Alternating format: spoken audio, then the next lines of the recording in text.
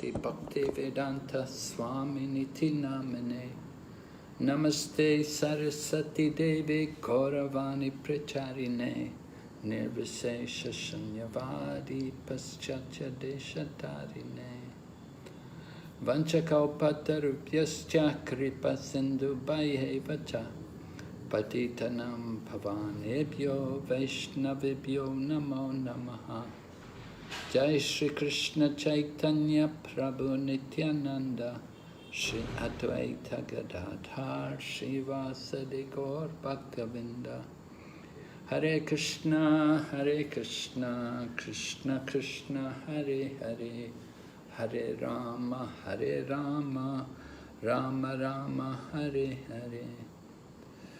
So we're studying Srimad Bhagavatam, third canto, and we're on chapters number, today we're going to look at chapters 17, 18 and 19, which will finish this unit. And we're going to hear about the battle between Lord Varaha and Hiranyaksha. In the 13th chapter, it was introduced to us about the appearance of Lord Varaha, but there was no real description of the confrontation between Lord Varaha and Hiranyaksha. So we'll hear about that today in the course of these chapters.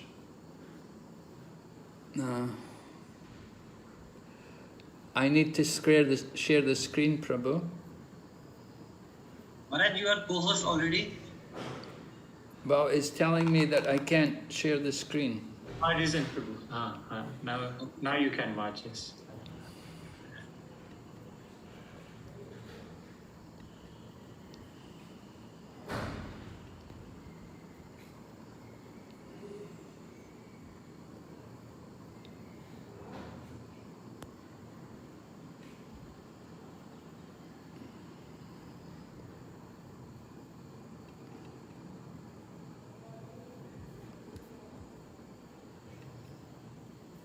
Okay.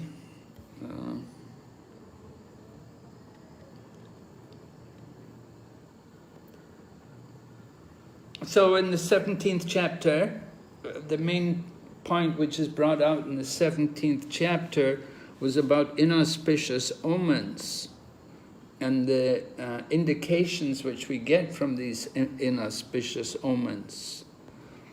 That we have here from the purport, 17th chapter, text number 15. We can learn from the description of the Srimad Bhagavatam that it is because of the birth of two great demons that there were so many natural disturbances. It is to be indirectly understood, as previously described, that when there are constant disturbances on the earth, that is an omen that some demonic people have been born, or that the demonic population has increased. In former days, there were only two demons, those born of deity, yet there were so many disturbances. At the present day, especially in this age of Kali, these disturbances are always visible, which indicates that the demonic population has certainly increased. So maybe somebody would like to tell me, what do you consider to be inauspicious omens? Like shaking apart and lightning, and trees are uprooted with heavy wind, and like that. Lightning and what? And thunderbolt. Thunderbolts. Mm. Yeah. Okay. And trees are uprooted by heavy winds. Heavy wind, trees uprooted. Yes. Yeah. Yes. And eclipses are also there. Frequent eclipses. Eclipses. Well, Lord Chaitanya was born when there was an eclipse. Yeah, but frequent eclipses restricted. Oh, more than one eclipse at one time? Yeah. It is stated in that frequent eclipses are there. I've never seen such a thing, frequent eclipse. We hear about one eclipse. I never heard more than one taking place at any one time. Not one time, at a short interval. Oh. Okay. Yes, Maharaj. Also, Srila Prabhupada also mentions such things as when it's very hot or when it's very cold. Sometimes snowfall, heavy snowfall, some parts of the world. Even in this month, March, of course, is still winter in many parts of the world. It's cold and snow common. Even in the UK, in England, I remember I had been abroad and I was coming back to England, and the temperature was announced that it's 1 degree. It was the 1st of May, and the temperature was 1 degree. 1 degree above freezing. My goodness, it gives you some idea what is the weather. And Prabhupada also spoke about England when he was asked, that he was on the interview, and probably you've all heard that quote. But anyway, the interviewer asked him, what was it like in hell? And Prabhupada immediately replied, he said, oh, England, he said, this is just like hell. He said, you never see the sun. Every day cloudy and rainy. So this is demonic kind of environment, demonic civilizations which are there.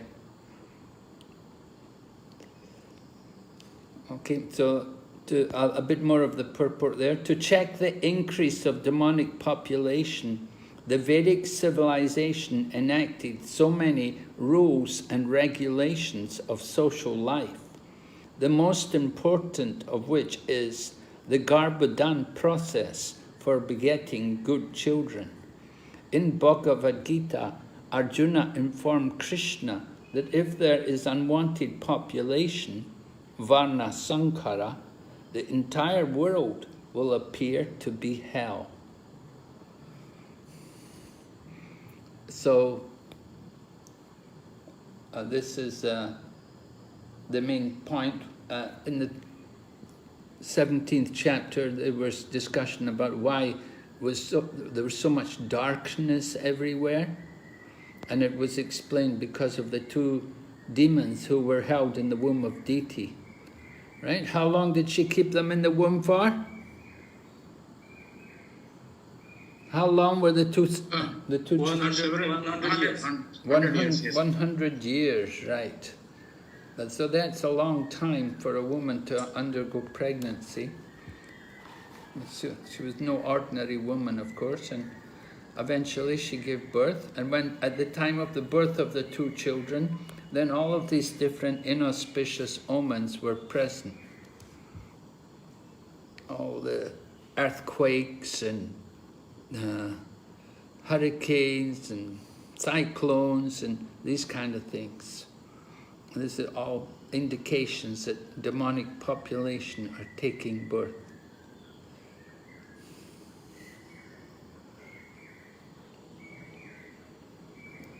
So maybe if everybody had good children, maybe the weather on the planet would improve. I don't know about that. Difficult to change the weather in some of these countries. Just the nature of the country, that they have very unhealthy, very inauspicious climates. But where you have that kind of environment, it's very appropriate that demonic people take birth there. Okay, so that's the main point from the 17th chapter. It was describing about the condition at the time of the birth. And then we heard, it was described about the 2 sons, Hiranyakashipu and Hiranyaksha. Which one was older? Which one was conceived first in the womb? then Hiranyakashipu is elder to Hiranyaksha because he was born second, but he was conceived first. Okay. That is the twin birth rule. Right, he was conceived first, so he was elders. Kashyapa considered him to be the eldest son. So they're described how their bodies were very strong, almost like steel, and they were very much inclined towards fighting, and they had the angry mood. Demons often have that nature, they're angry and irritable, easily angered. And so Hiranyaksha was going everywhere looking for a fight. He wanted to challenge people to battle. And after some time, he came across Varuna, the god of the ocean. And he challenged Varuna to a fight. But what did Varuna have to say? Varuna advised to meet Brahma, from whom he can receive advices. No, I don't think that's what happened. Varuna said he is old. Yes. Varuna said he is old, and he may meet Narada, so that he will tell you who will be your opponent. Oh. He told to meet Lord Vishnu. Yes. Because he is the perfect combat for Hiranyaksha. Right. Thank you, Mataji. Yes. First of all, Varuna said, I'm old. So because he was old, what did that mean? He cannot fight. He's Right. saying he's weak. Yeah, he's not going to be a good match for Hiranyaksha. Because Hiranyaksha is a young man, he's got a strong body, he's physically empowered, you know, he's got this big strong body, and he wants a fight, he wants a good fight. But Varuna said he's old, he said he wouldn't be a suitable match for him. In old age, we don't have that same passion anymore. You know, when we were young people, we used to be young and energetic. You know, I sometimes recall, you know, how in the beginning of our movement in the 1970s, the devotees would often go along to the Ganga and bathe in the Ganga. And sometimes in the course of bathing in the Ganga, devotees will challenge one another to wrestling matches. And, you know, one of the best champion wrestlers was His Holiness Jayapataka Swami Maharaj. He was really, you know, powerful, really strong, and he knew wrestling. So he was really, you know, he was good. And he's a good swimmer also. One time, those two sports, wrestling and swimming, they're considered Vedic sports. In Vedic sports, you know, we don't play cricket and football and these things, but wrestling and swimming, okay, they're kind of Vedic. And so Jayapataka Swami was a strong swimmer. One time in Malaysia, we were on a retreat, and it was on an island there, a place called, I forget the name of the island now anyway. But anyway, Jayapataka Swami was enjoying swimming there, and in the course of his swimming, he ended up saving two young boys. And there were two young boys, they were out in the sea and they couldn't get back to the shore. The current was so strong, they couldn't get back to the shore. And they asked Jayapataka Maharaj to help them, to save them. So he brought them both back, one after another, he brought them back to the shore. So he was, you know, that's Jayapataka Maharaj. He's saved many people, physically and spiritually. And he's still saving people spiritually, but nowadays he's not so able to serve people physically. Anyway, Hiranyaksha was told, Varuna said he's too old to fight, but he said, you find Lord Vishnu. Lord Vishnu will be he'll give you a good battle. He'll give you a good beating. You won't be able to beat him. You go and find Lord Vishnu. You want a good fight? Yeah, go and find Vishnu. So that's what happened. Hiranyaksha went everywhere looking for Lord Vishnu to find him. And of course, eventually he did find him. Where did he find him? Where did they meet? In the Garbhodak Ocean. In the Garbhodak Ocean, yes. And how is it described? What was Lord Vishnu doing at the time? Lifting the earth. Yes, he'd come in the form of Lord Varaha and he's picking up the earth. And how did Hiranyaksha greet him? What did he say to him? A very reprimanded or something like that. Was he very nice to him? No. No. He called him, he said, "Oh, look, an amphibious beast." Amphibious beast. Amphibious means can live on the land and in the water. So it's amphibious, and he's a beast. So he called Lord Varaha like that. So how does Lord Varaha respond to that kind of talk when some demon speaks to him? Is that very pleasing to him? If somebody calls you an amphibious beast, what will you think?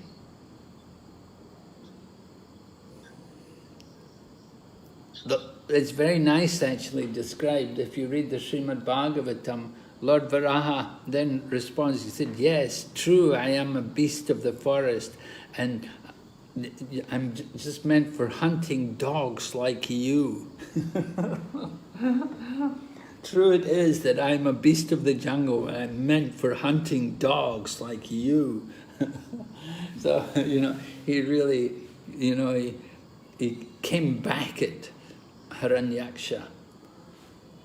And just like sometimes if you see the fox hunt or the boar hunt, sometimes they have these events, the people come on horses and they have a pack of dogs and they go after wild boars or foxes.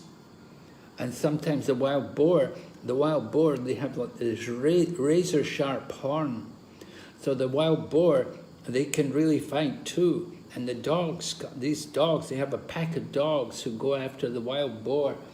And the dogs all come, but the boar, he's really, it's got his razor sharp horn and he cuts into these dogs and he lets, when they go hunting for the wild boars, they bring back two or three injured dogs. They're really cut to pieces by the boar, And so it's all expressed there in the Srimad Bhagavatam. Lord Varaha said, "Yes, true it is. I'm a beast of the jungle. I'm meant for hunting dogs like you." So Lord Varaha challenges Hiranyaksha, don't just talk, let's see your prowess. And of course they began to fight with each other. Actually, of course, this was the reason for Hiranyaksha's birth. We know that Jai and Vijay took birth because the Lord wanted to have a good fight. So these Hiranyakashipu and Hiranyaksha have come. They're actually Jai and Vijay, but they have come with the intention of giving a good fight to the Lord. And Jiva Goswami, he analyzes some of the verses and he points out, he said, actually, Hiranyaksha is not really the enemy of the Lord. And the Lord is not really angry either. Although it may appear sometimes like the Lord is angry, but actually he's not really angry. He's just pretending. It's just all fun. It's all in the drama, if you like. Lord Varaha is enjoying the drama and he wants to have a good fight. And they do, they have a wonderful fight. And the demigods are watching and they're seeing Lord Varaha, and Lord Brahma's also watching. And Lord Brahma's urging Lord Varaha, don't play with him any longer, just kill him. Because if it gets to darkness, then the demons become more powerful in the dark. Just like in the darkness, creatures like snakes, they become more powerful. You have to be very careful in the dark. the snakes around. In the daylight, usually they won't bother you, but in the night, they're more powerful. So these demonic species also, they become more powerful in the dark. So Lord Varaha is fighting with Hiranyaksha. And Lord Varaha, Hiranyaksha is using, of course, his mace. And sometimes the trident, he came with the trident. But Lord Varaha had his Sudarshan chakra, and he cut the tridents to pieces. And Lord Hiranyaksha at one point also uses his magical powers to invoke so many different demons and horrible rakshasas and yakshas, and they all appeared before Lord Varaha. But Lord Varaha just used his Sudarshan chakra and he got rid of all the magic of Hiranyaksha. And then Hiranyaksha rushed forward and he tried to crush Lord Varaha in his embrace. Because Lord Varaha's body is as strong as steel, so he thought when he gets his arms around Lord Varaha, he would crush him to pieces. And so the demon rushed forward and thought he was going to get his arms around Lord Varaha, but Lord Varaha was outside of his arms. And Hiranyaksha was amazed. He thought he was embracing Lord Varaha, and then he found Lord Varaha was outside of his embrace. So what did that indicate? What was the point there? What did that pastime indicate? Demoniac people cannot approach him, but he is approachable by his devotees. But maybe the prowess of the materialistic people in the world that can be defeated by the Lord himself. Lord is unlimited. With the limited arms of Hiranyaksha, he is trying to measure the Lord. So it is not possible. Yes, right. The Lord is not understood by material means.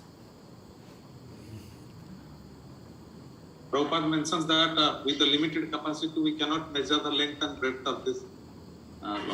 Right, yes. The Lord cannot be understood by our material senses. And certainly demons cannot conquer or control or tie up or restrict the Lord in his activities. By his inconceivable potencies, he can overcome everyone. We remember Mother Yashoda, how she labored so much to try to tie up baby Krishna. And it was only when Lord Krishna finally surrendered and allowed Mother Yashoda to tie him up that she could do it. So certainly a demon like Hiranyaksha, he's not going to be able to tie up Lord Varaha. All right, would someone like to read this purport which we have on the screen here just now? The demon, yes, Prabhu, go ahead. Prabhu, go ahead. The demon Hiranyaksha, upon seeing the Lord face to face, wanted to make a permanent solution by killing the personality of Godhead with his powerful mace. The example of an uprooted tree mentioned here by the demon is very significant. Devotees accept that God is the root of everything.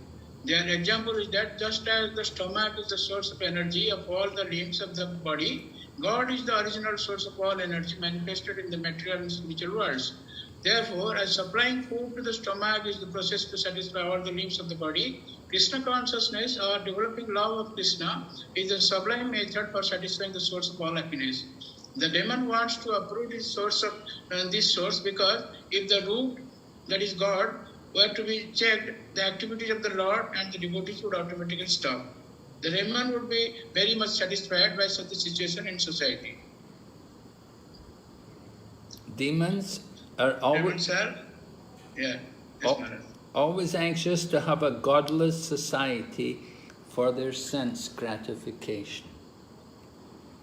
Right? That's quite common in the world today, becoming more common.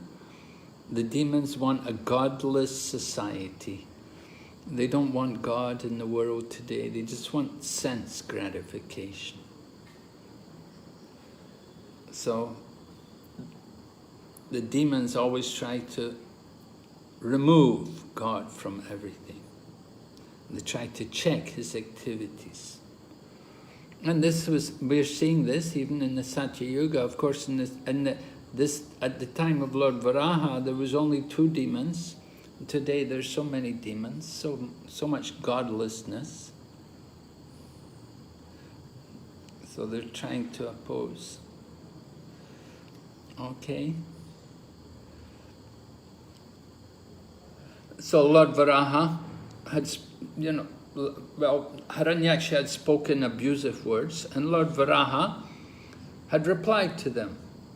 And Prabhupada comments on this. Although the Lord was pained, this is not Prabhupada, this is the Srimad Bhagavatam, this is the description. Although the Lord was pained by the shaft-like, abusive words of the demon, he bore the pain. But seeing that the earth on the ends of his tusks was frightened, he rose out of the water, just as an elephant emerges with its female companion when assailed by an alligator. Of course, you get these, very frightening situations sometimes. The elephant with his female companion. We know that from Gajendra Moksha, how Gajendra was bathing, and that was in the higher planets. And Gajendra was the king of elephants, and he had a whole herd. He had a whole entourage with several wives and children, and they'd all been bathing and enjoying the nice cool water in the lake, when suddenly an alligator, or maybe it was a crocodile, came and fights with the elephant. So in the same way, it was described here, Lord Varaha rose out of the water, just like the elephant when assailed by an alligator. So Lord Varaha bore the pain because he has another duty to perform. Why did he tolerate the pain? Because he was doing some other duty. He was carrying the earth on the ends of his tusk. He had to put the earth back into position. What had happened to the earth? Lord Varaha placed the earth on the like floating, and by his glance he just kept the earth floating. Then he gone to check this demon. But what had happened to the earth initially?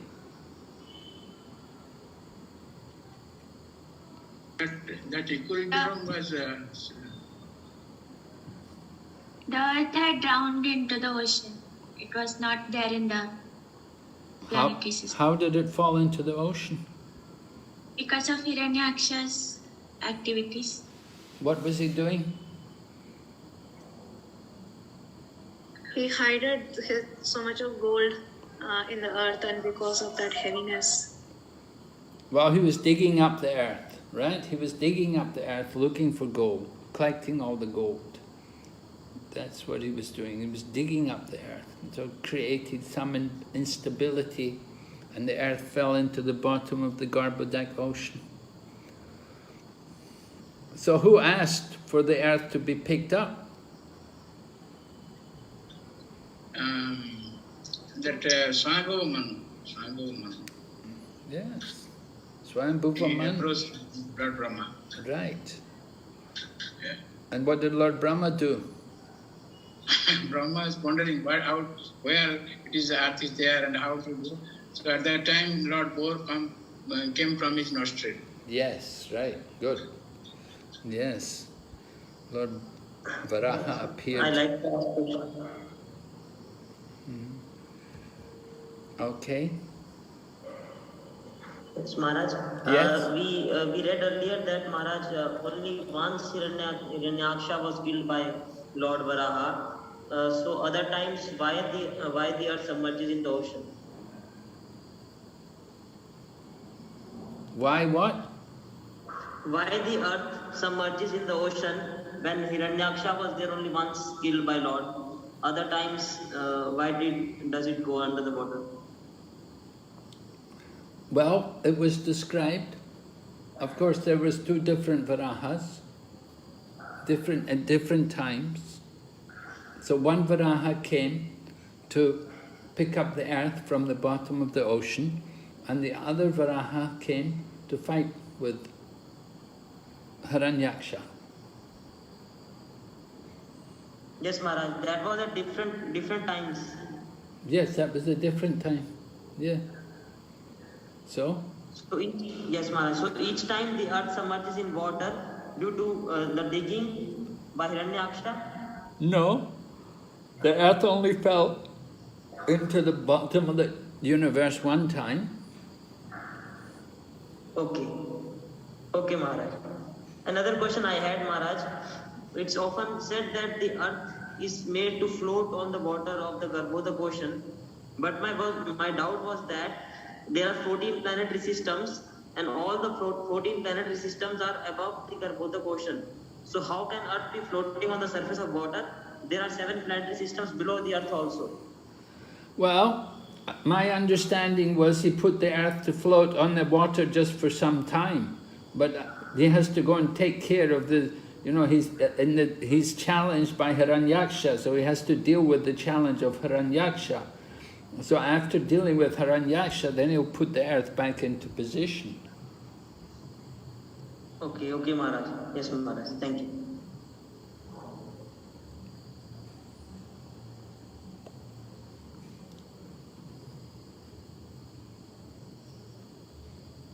Okay, so go ahead. Someone like to read this next section?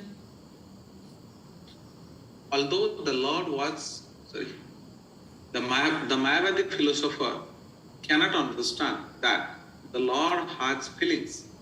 The Lord is satisfied if someone offers him a nice prayer, and similarly, if someone decreases his existence or calls him by ill names, God is dissatisfied. In this case, although the Lord felt sorrow from the piercing word of the demon, he delivered the earth for the satisfaction of the demigods who are ever his devotees. The conclusion is that God is as sentient as we are. He is satisfied by our prayers and dissatisfied by our harsh words against him. In order to give protection to his devotee, he is always ready to tolerate insulting words from the atheists. In order to give protection to his devotees, he is ready to tolerate the words of the atheists. So this is the kindness of the Lord, right? That he will take the criticism and the insulting words of the atheists because he cares more about his devotees.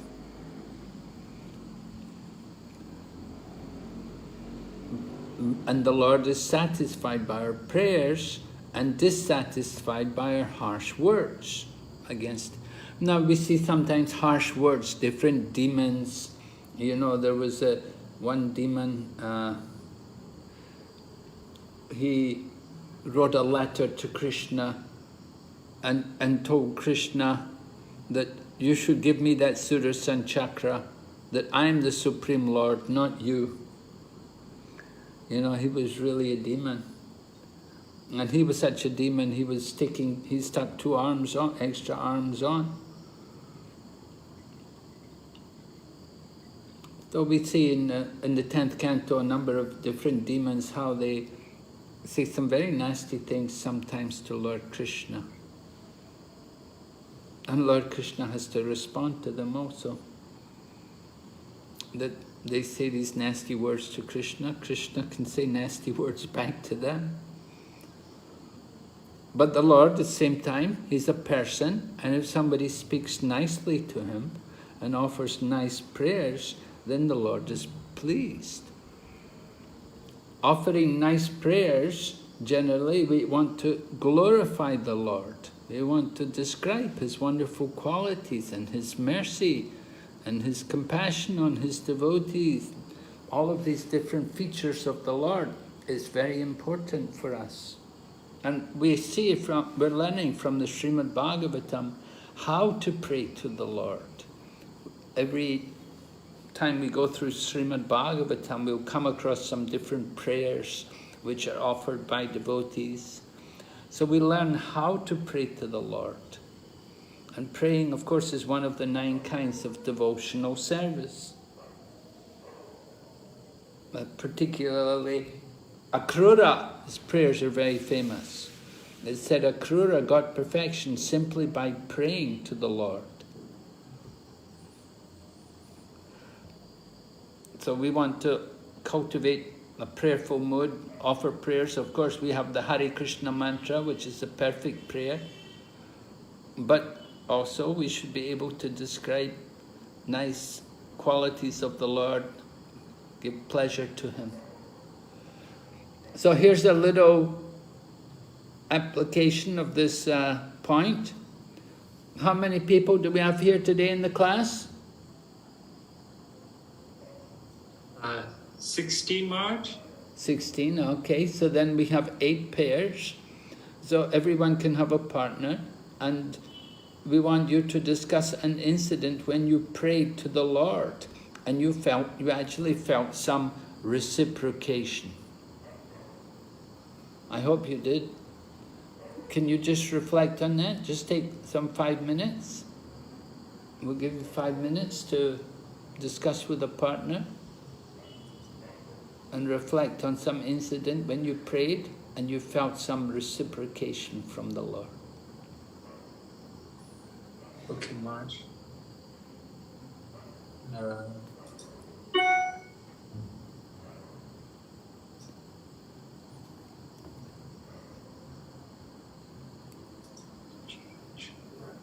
Sorry, March, just bear with me.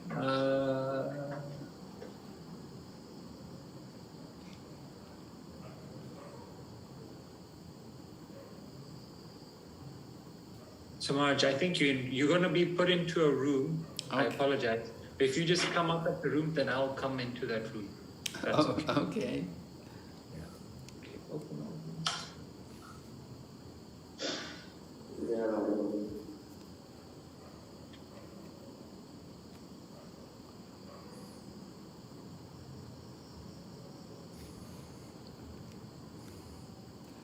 Hare Krishna.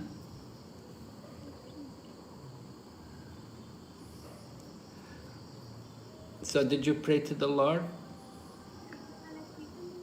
I was feeling very sad. And then went to the temple, I prayed that I don't want to feel what I'm feeling. And after a few hours, I was feeling normal. I don't know. So that was the incident happened. I remember just 2 days back. Just 2 days back? Few days back. What were you praying about? I was feeling very bad. So I was not able to focus on anything. So I went to the temple and I prayed to Panchatattva that I don't know what's happening to me, but I don't want to feel this way. So and after that, after a few hours after that, I was feeling very nice and normal. And then I remember how Krishna heard my prayer and because of him, I'm actually okay. No, good. Very nice. Just a minute. They want me. Wait. Recording in progress. Okay. Are you going to go in the room now? Hare Krishna, yeah, Marge.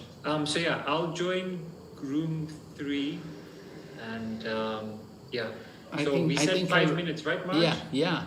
I think I was in room 2. Yeah, I think you're in room 3 with Apurva Nila Chaleshwari. So I'll join that room, and then yeah. Okay. Okay, Hare Krishna.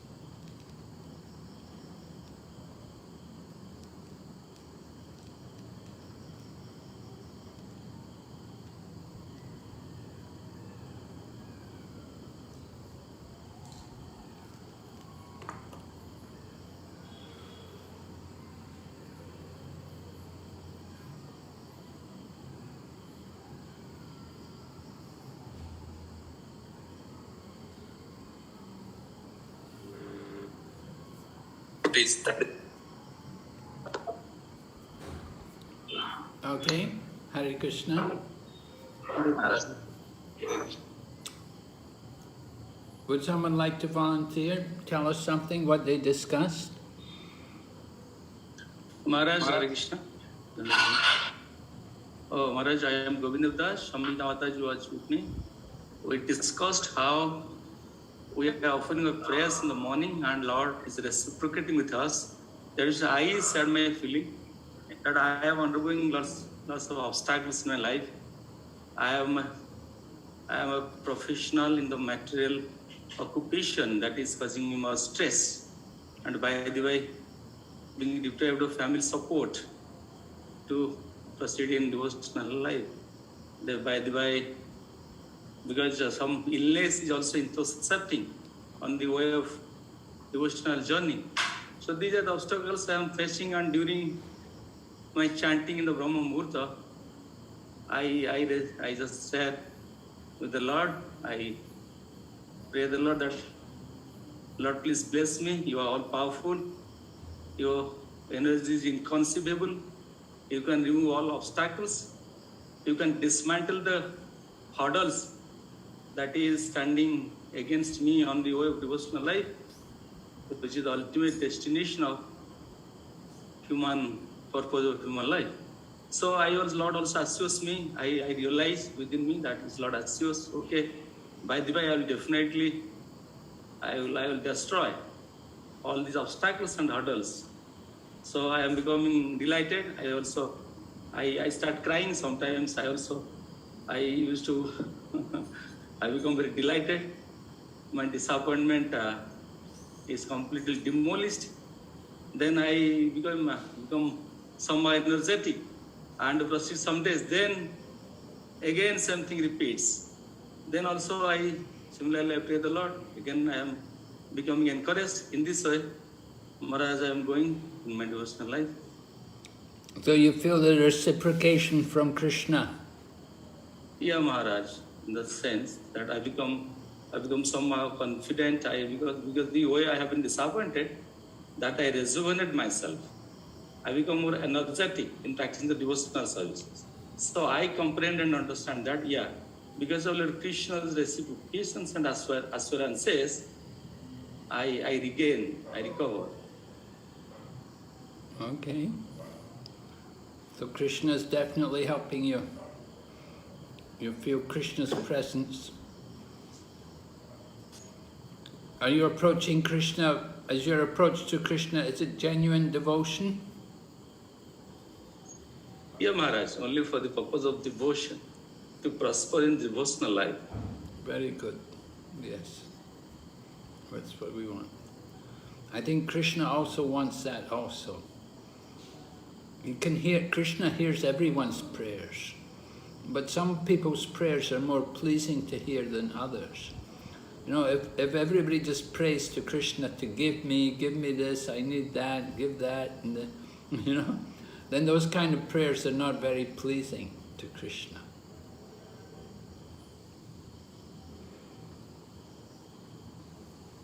But if we're praying to Krishna, like to thank him, thank you, Krishna, for everything. You've given me so much.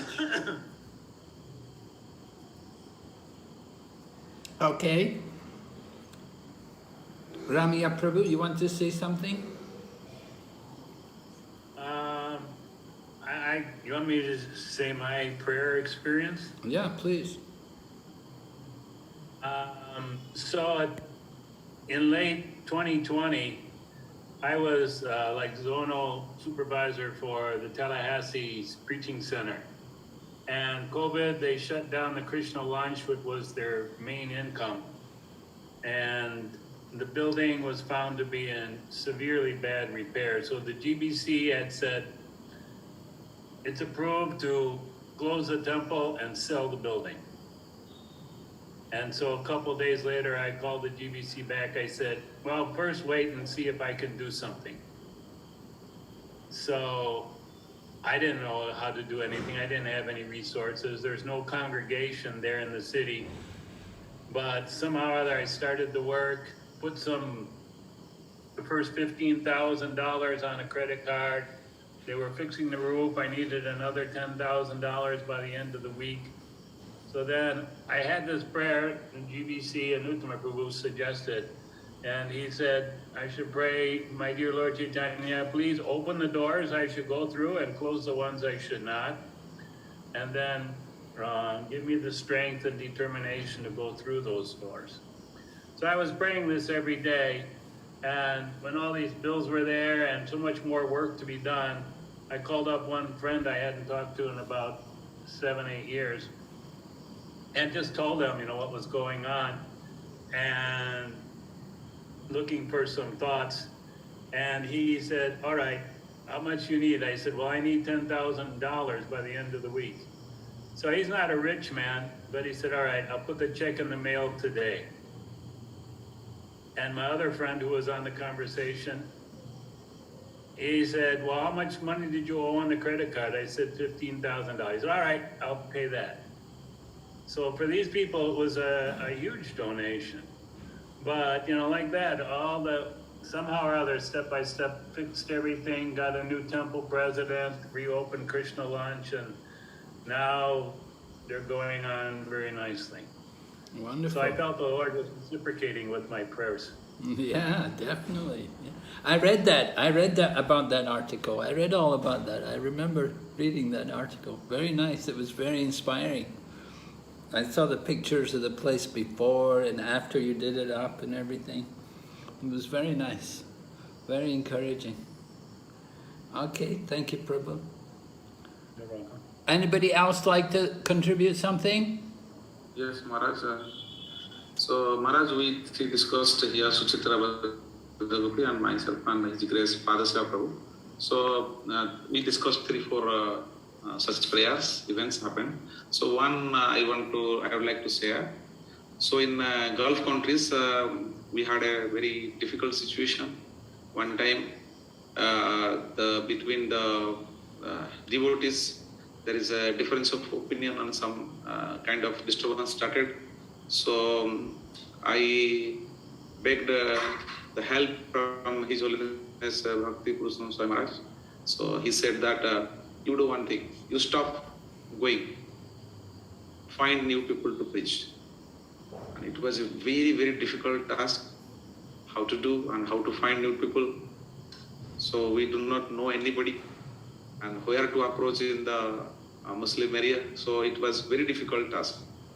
So that time we don't have any other option than praying Lord.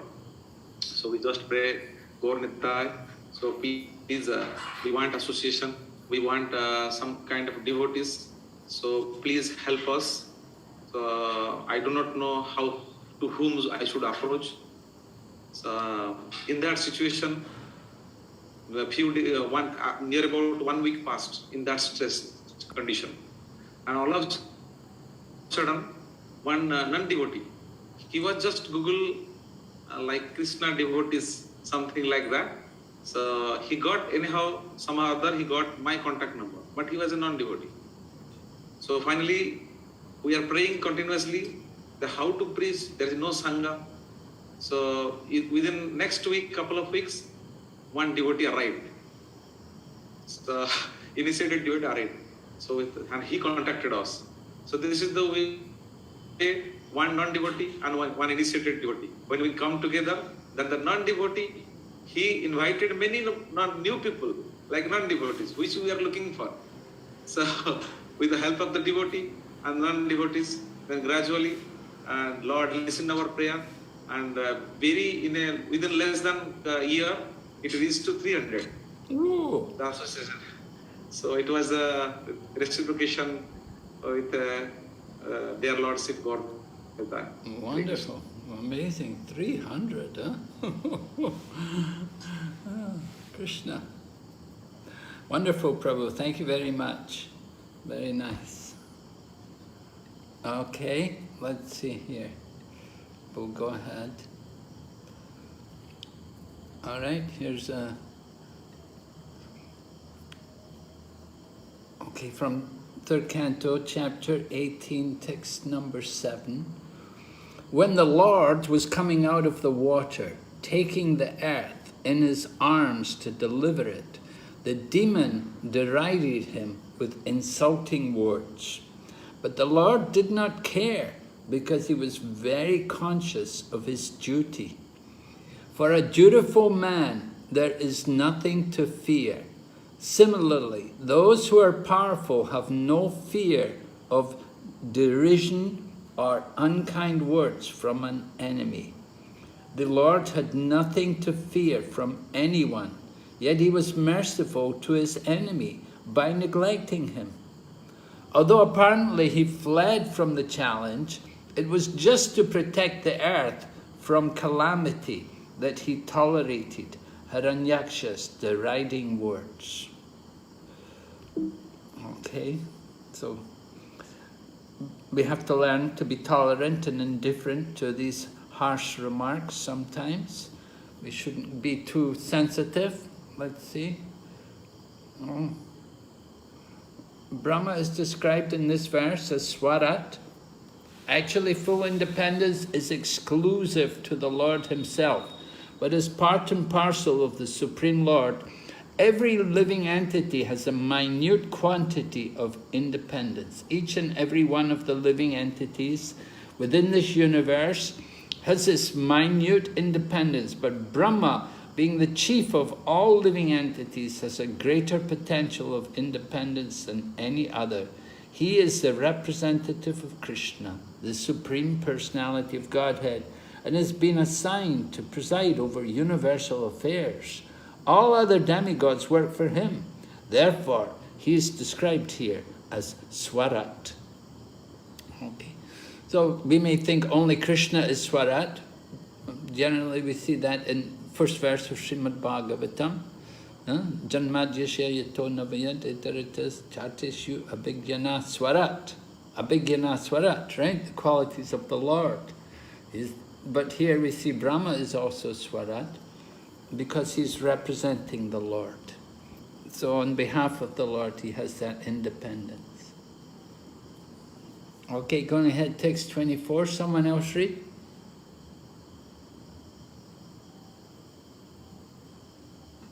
The demons attempt. Go ahead. The demon's attempt to measure the Supreme Personality of Godhead is significant. The demon wanted to embrace him with his arms, thinking that with his limited arms, he could capture the absolute by material power. He did not know that the God is the greatest of the great and smallest of the small. No one can capture the Supreme Lord or bring him under his control. But the demoniac person always attempts to measure the length and breadth of the Supreme Lord. By his inconceivable potency of the Lord, the Lord can become the universal form. As explained in Bhagavad Gita, and at the same time, he can remain within the box of his devotee as they worshipable deity. Yeah, some devotees, they have a shalagram shila or something, or small deity, and they may keep the shila or the little deity in a little box or a little bag. They may keep it around the neck, something like that. And so the Lord has that potency that he can be so small, but at the same time he's so great. He's the universal form also. So this is the inconceivable potency of the Lord. So when Hiranyaksha tried to embrace the Lord, it was there was nothing for the Lord to be outside of his embrace. He doesn't want to be embraced by the demon. He doesn't want to be touched by the demons. He wants to, he would enjoy the embrace of the devotee, but not the demon. So that's the difference there. Krishna takes pleasure in being with the devotees. Go ahead, Mataji, a little more here. There are many devotees who keep a statue of the Lord in a small box and carry it with them everywhere. Every morning they worship the Lord in the box.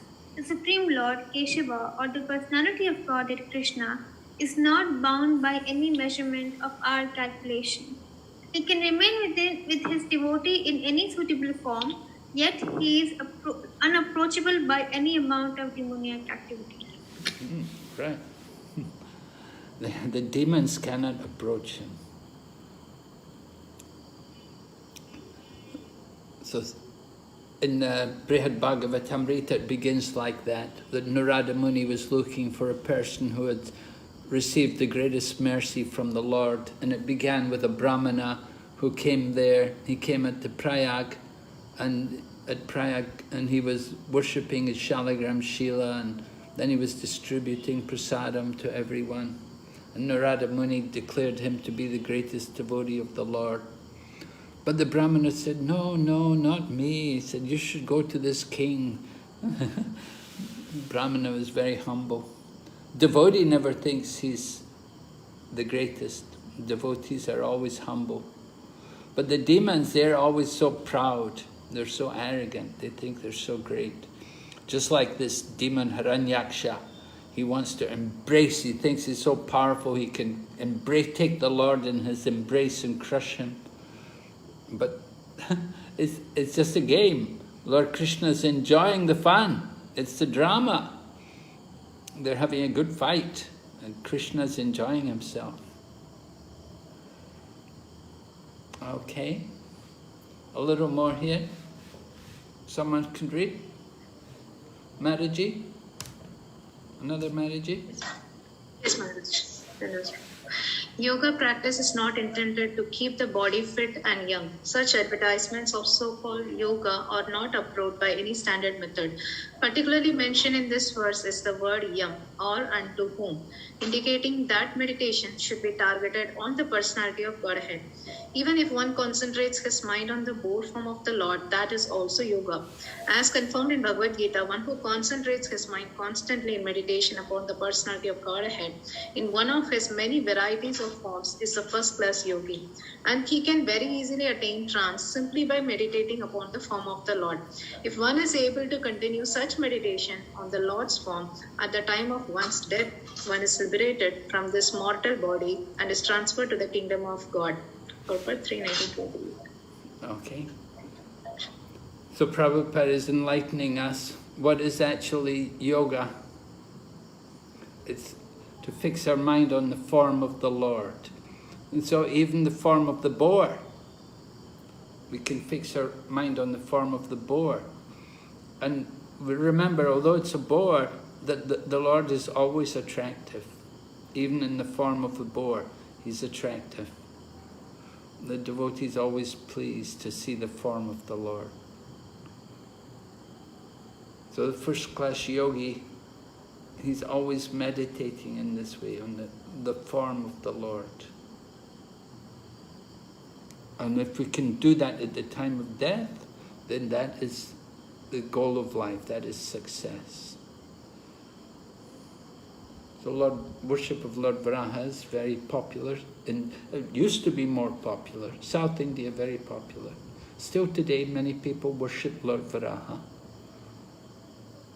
Very popular. Okay, so here's a little exercise you can think about now. Maybe you can keep the same pairs, right? You had pairs. You could continue. What are the various steps we can take to increase remembrance of the Lord? And what are the challenges that we face in applying the above steps? So we were talking about remembering the Lord Varaha, meditating on the form of the Lord. So what do we need to do? How can we increase this remembrance? You understand? And what's the difficulty? So we go ahead, go back into the pairs. Maybe, doesn't matter if you have a different partner again. If you want, you can change the partner. Yeah, Maharaj, it doesn't seem like it's possible. I think it's not possible. I think you have to change the partner. So it's okay. But just make it pairs. And then we'll give you like 7 minutes or 8 minutes. 7, 8 minutes, okay.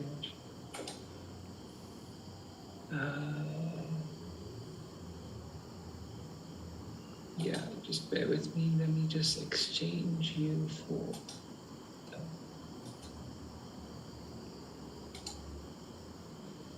Okay.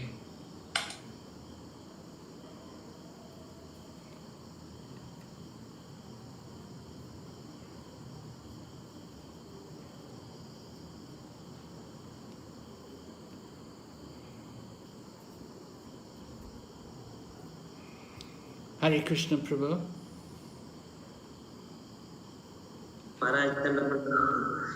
My obeisances, all glories to Prabhupada. So, how are we going to remember the Lord? What is your plan? I think by Maharaj, by hearing the pastimes of the Lord from Srimad Bhagavatam. Hearing the pastimes of the Lord, okay. How often are we going to hear them? Every day, Maharaj, for at least 1 hour. Every day? Are you particularly attracted to the worship of any particular form of the Lord?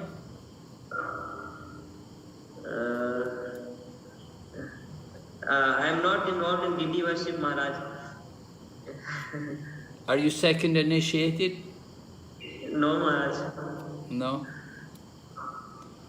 And you're not doing any deity worship? You don't have any deity at home? No, Maharaj. I met you that evening, Maharaj, 2-3 days back in MI campus. Oh yeah? You met me here at MI? Yes, Maharaj. Where are you now? I came to Puri, Maharaj. Oh, you're in Puri now.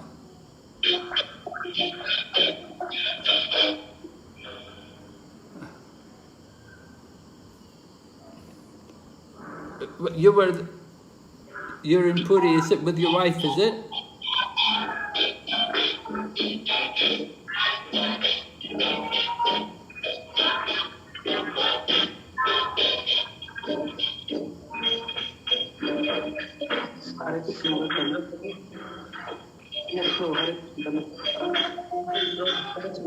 From your background. Sorry? There's a lot of noise from your background. Oh, very noisy. I don't know what's going on. Okay, I met you at MI, right? You came with your wife? No, Maharaj, no. I came to see Shubhak Maharaj. Oh, you came to see... In the evening, you were... Oh, that time. Okay. Okay. Anyway, they want me to go back. I have to go back to the main room. You've got other people to talk to. Yes, Maharaj.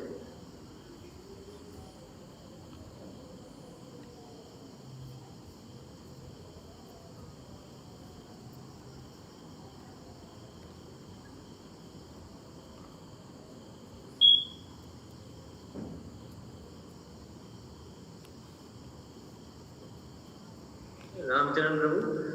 Yes, Prabhuji. And you can share your points, Prabhu. I think Maharaj is still alone.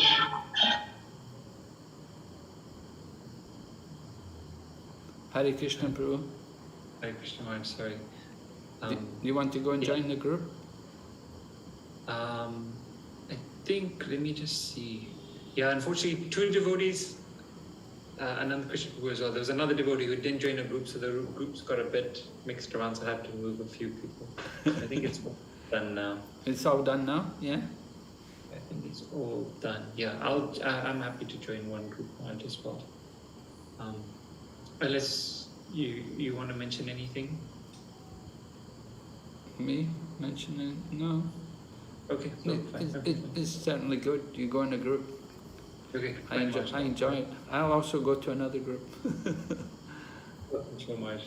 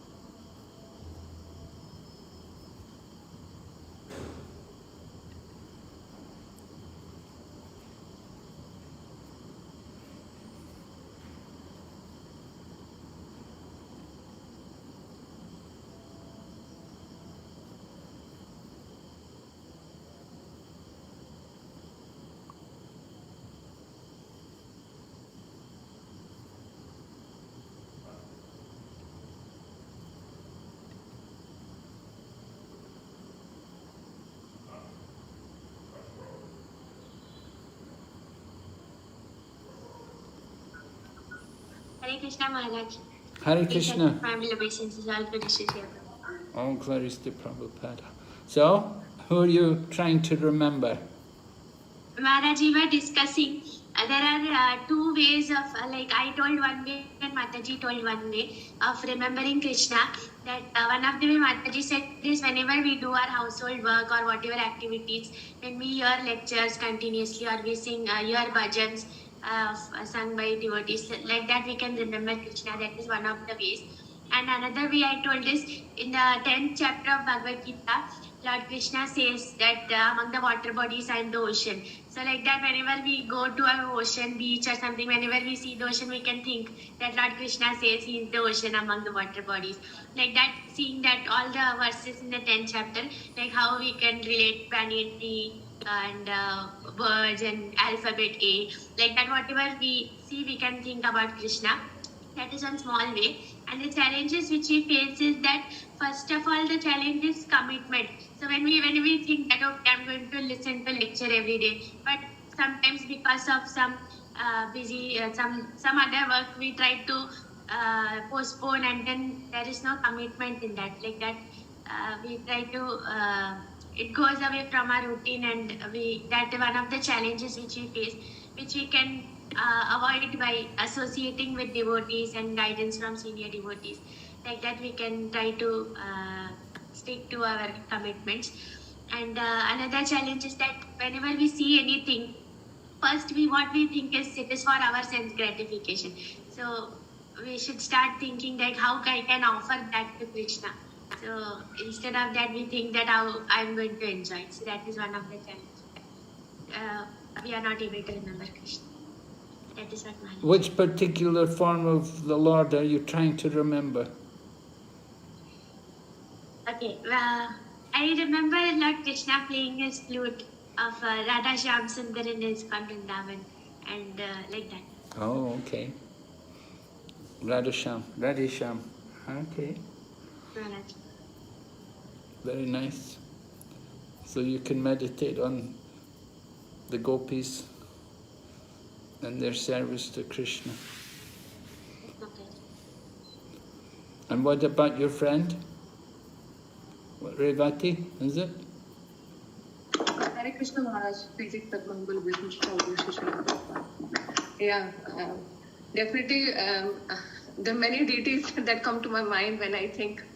But here where I live, in Philadelphia, in US, we have a deity named Shri Radha Sharad Bihari. So they're very dear to me. Like I whenever I think, they come to my mind, and Vrindavan and Mayapur deities also. So those three come to my mind whenever I think of meditating. Okay. And what are the obstacles then to your meditation? In meditation, obstacles, I would say, my own shortcomings. My own shortcomings. Sometimes, I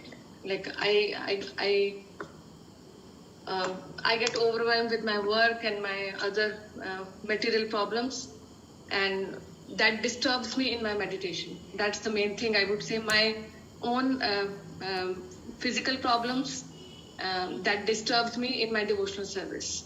Have you got any? Yes. Alternative to how to overcome these obstacles? To overcome the obstacles, I would say the only thing I do is pray to Krishna. Other than that, I don't pray. Yeah. I just ask Krishna, please help me. Just pray like that. Krishna, please help me. Yeah, because I even if I tell my family members, they can sympathize, like they can say some few nice words, but ultimately Krishna can only help. Okay. So do you pray regularly to Krishna? Do you have a lot of problems? You're praying to Krishna? Yeah, I try to pray to Krishna every day, because something or other is going on. So I try to pray to Krishna, please help me, so that I can. The one big fear I always have is I want to continue what I'm doing, like my devotional service, as and increase it. So because I don't want, because of some other problem, it should stop. Okay. So you pray to Krishna. All right. Recording in progress. Okay, is our time up? Yeah? 7 minutes. Okay. Who would like to share with us your discussion? Somebody maybe who never spoke before. Yes? Ananda Krishna Prabhu? Yes, me? Yes? Yeah, we were discussing, of course, the main points of our sadhana, like deity worship. Mataji was mentioning deity worship helps a lot to remember Krishna. And then, of course, Bhagavatam and the holy name. So this is, of course, the standard how to think about Krishna. And the challenge I brought up was, and she mentioned also the Sangha with devotees, association with devotees. And then I brought up the challenge that sometimes we come together with devotees and the social aspect is dominating and we are not really doing meditation about Krishna together, discussion of the Bhagavatam, but many other topics we discuss, mundane topics we discuss, maybe sometimes even some pracharpa and gossiping about other devotees, and then it's difficult to turn the whole environment, how to do that, and if you do that, then you might be the one who always knows it better, so it might not be accepted. So, and then she also said this is maybe also a problem for those who are not coming so often together with devotees, who are working and have only on the weekend Sangha. And then we were discussing the privilege of not having to work, because she was not working, I'm also not working, so we can use our time only for Krishna, and this is the privilege that we can think then in any situation about Krishna, and then we can plan our day according to our spiritual sadhana, and that we can think always about Krishna. So these were some points. You're working for Krishna, of course, every day, right? Yeah, some work is, I think, more direct and some is more indirect. Mine personally is very direct. So, yeah, if you're living in a temple or in an ashram, then it would I'm very most connected to Simhachalam in Germany. I'm living I'm integrated in the community and in the preaching and in all that. And personally, I have online preaching and teaching, which also maintains my family. Oh, wonderful. Okay. Yeah, so you're busy. Keep yourself engaged, eh? Yeah, I have a YouTube channel. I have an online group. I have an online shop where I sell Prabhupada's books. I discuss only about Krishna and Krishna conscious topics, and I distribute books online like this. Most of your preaching is done in German or in English? Yeah, mainly in German. I have a bigger channel in German. I have a small channel also in English, but mainly in German. Mainly German. Yeah, you have a good congregation in Germany then. A lot of people interested.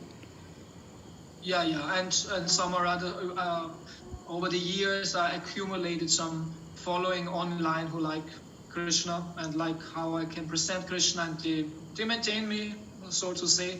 I have like an online group and a club, like an online club. Oh, very nice. Yeah. So you have a natural remembrance of Krishna. Your whole life is just centered on Krishna, your whole engagement, yeah. So certainly true. If you're in that situation, then it's quite a bit easier to remember Krishna. But of course, we can take it for granted sometimes, we're in that situation. Sometimes we're put into more stressing situations, maybe some crisis or something, maybe economically or politically or something, life-threatening situation, where naturally we'll want to remember Krishna more, or intensify our memories. But right now I'm happy as it is, so I don't want to for such intense situations. Okay, very good. All right, somebody else? Asim Krishna Prabhu, you're going to tell us?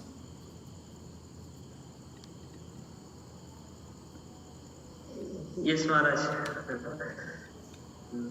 Yes? Just by I gave one point that by maintaining proper schedule and sadhana in our daily life, then it's easier to remember Krishna, and we can also maintain mode of goodness like that. And by maintaining mode of goodness, we can easily remember Krishna, like making proper schedule of hearing and also chanting, and then rest of the time engaging in our own work on seva.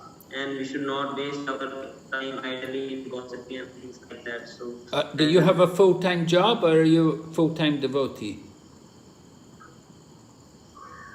Maharaj, I am full-time devotee till now. You're a full-time devotee, yeah. You don't have any, you're not working. No, Maharaj. How do you maintain yourself?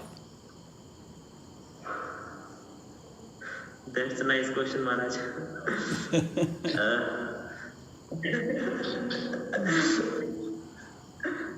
Of course, Maharaj, yes. My parents are having nice business, so my father is helping me. Oh, okay. Your father has a business. Okay. Family business. Yes, Maharaj. Okay. It makes it a bit easier for you. Are they also devotees? Father? Devotee? Yes, Maharaj. Yes, Maharaj. Oh. Father initiated? No, Maharaj. But favorable, very favorable. Chanting 16 rounds. Chanting. Both my parents. Oh, both your parents chant 16 rounds. Yes, Maharaj. Oh, wonderful. Okay, very nice situation. Yeah. So not too much problems there. All right, let's hear somebody else. Yeah, Maharaj, Hare Krishna. Hare Krishna, Prabhu. Can I say, Maharaj, Govinda Das? Yes, okay, Prabhu, yeah. Okay, Maharaj, actually, I with Pida Irana Prabhu, we had shared out the feelings. Yes, 16 rounds chanting I am performing in one installment in the morning because I have to leave for office by 10 a.m. I am working as decision session judge in the state of Odisha. So I have to dictate many judgments, sports, also books by the spiritual practices. And I am promising to at least read Bhagavatam every day 2 hours.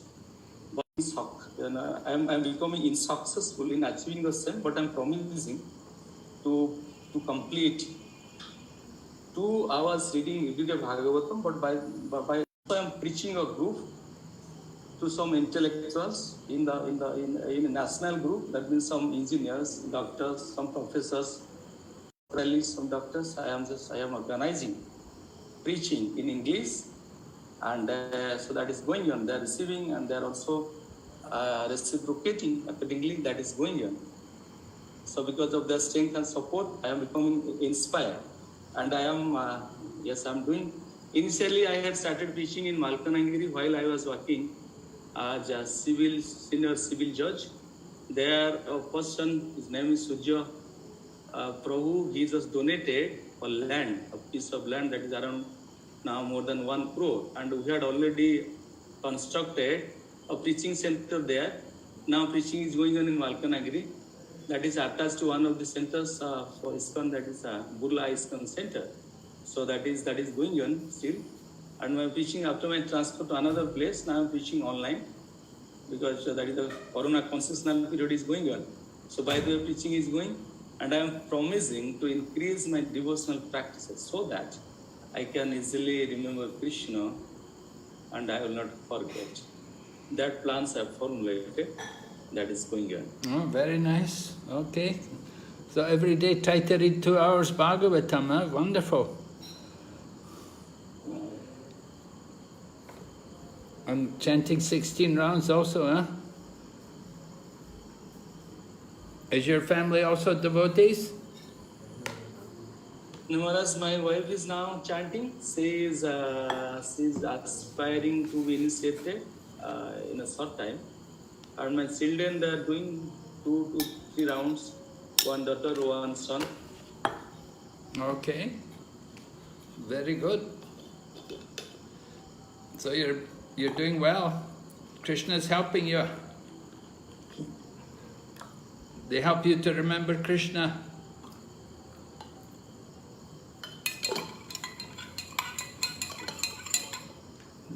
Are you able to preach in the court? When you go to court, are you able to give Krishna? Because of restrictions and our ethical prohibitions, we are not supposed to teach in the court. So that's why online classes I am secretly presenting, and because I will not be public. Right. And right. If any complaint will be made against me, then right, it would not be good. My spiritual life will be completely destroyed. Yeah. Right. Okay. Good. Okay, Prabhu, thank you very much. Anybody else like to share with us how they remember Krishna? Hare Krishna Maharaj, Nanda Pranam. Yes. So, if you allow me that, with Apurva Nilachal Mataji, we discussed how to remember, increase remembrance Krishna. So we come across 3 points. The first point is that devotee association. But the hurdle is that nowadays, when there is a devotee association, mostly the devotees discussed all Krishna Katha, like material gossiping. So we know theoretically devotee association is to remember Krishna. So when devotee association, little Krishna Katha are mostly all Krishna Katha and the material gossiping. So we discussed the answer, how to overcome. The answer is to associate with devotees, those who are more sincere and serious. Then we can get remembrance. This is one point. Another point is that we remember Krishna by reading Prabhupada's books without fail. Yes. So when we read Prabhupada's books, we also lose taste alone. So sometimes due to material works, we forget to read Srila Prabhupada's books. So then theoretically it is remembrance Krishna by reading Prabhupada's books, but it's not happening. So then answer, how to overcome this one? Jao Pada Bhagavata Vaishnava Sthane. So it is better to read with senior problem. But when I associate with like Maharaj, they are doing Gita Amrita class every day morning. So associating in that class and reading, and Maharaj is giving some extra duty. How do you understand? You make a chart or prepare. So that will also giving me opportunity to read more and more, and the full day engrossed with this Krishna consciousness and writing. So alone reading is not good. Reading with Vaishnavas is the solution.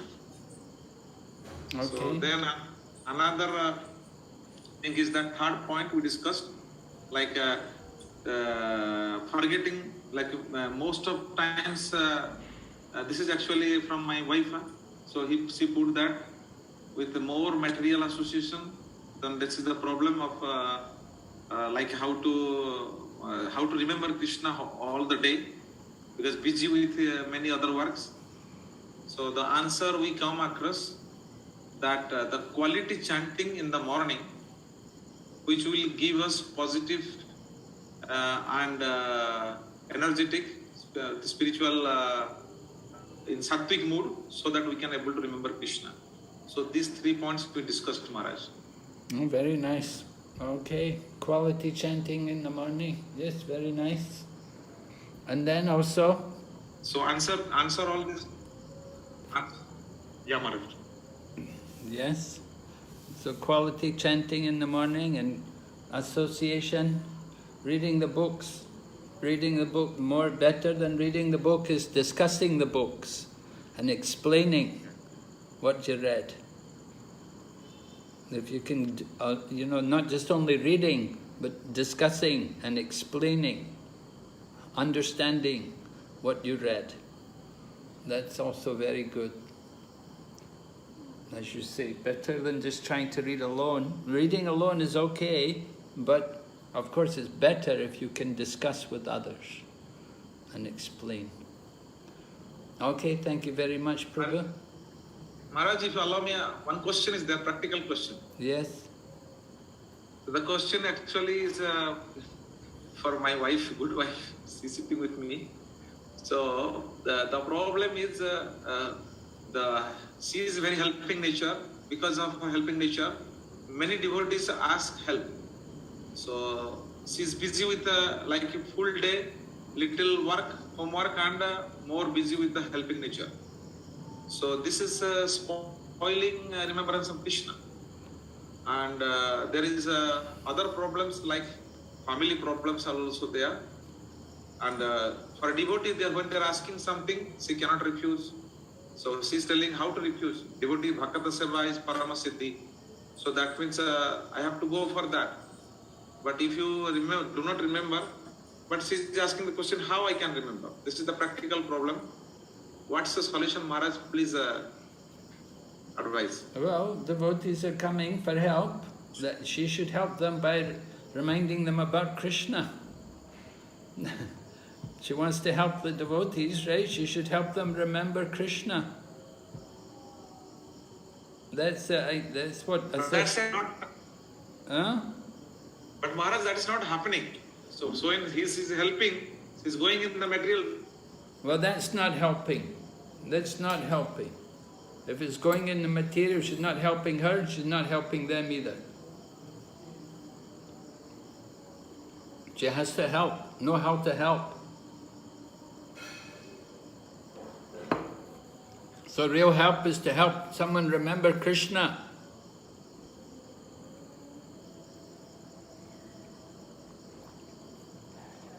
If you just listen to their material problems, that's not going to help them. It's not helping you, it's not helping them.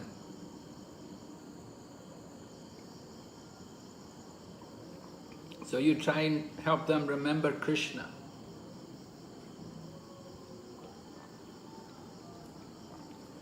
That's difficult, of course.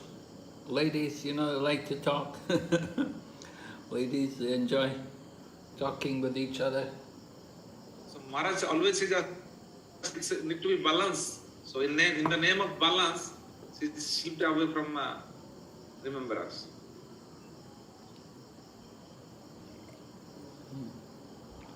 Anyway, this is the problem. Have to remember Krishna. Whatever that comes up in the course of conversation, bring it back to Krishna. Keep the focus on Krishna.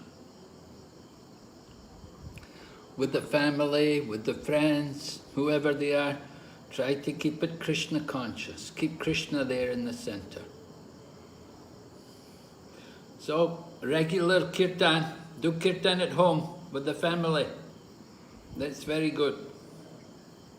Every day have some kirtan. Don't just talk. Do kirtan. And that's very nice. Keep their home like the spiritual world by the chanting of the holy name.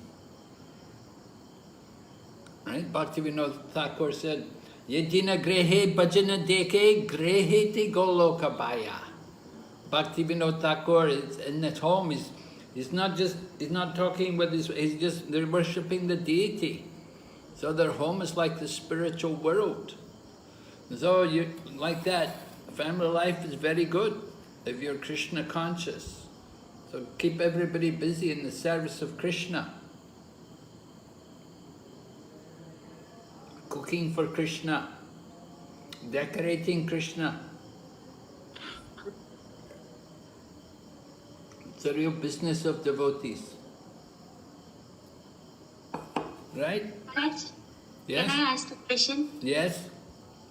Maharaj, even if we are engaged in Krishna conscious activities the whole day, like by Krishna's mercy, even if we are engaged in such activities, but still sometimes I feel like it is mechanical, like I'm remembering Krishna, But how to develop that attachment towards Krishna? We are remembering Krishna, but I feel that it is mechanical, we are just remembering. How to develop the relationship with Lord Krishna? Well, you have to talk to Krishna. You have to talk to Krishna. You have to tell him what you're thinking, what you're trying to do. You have to develop your relationship with Krishna. So it's not just praying to him when you're in difficulty, but you have to think of Krishna, like your friend, or in some way think of Krishna either as your friend, or as a lover, or as a child.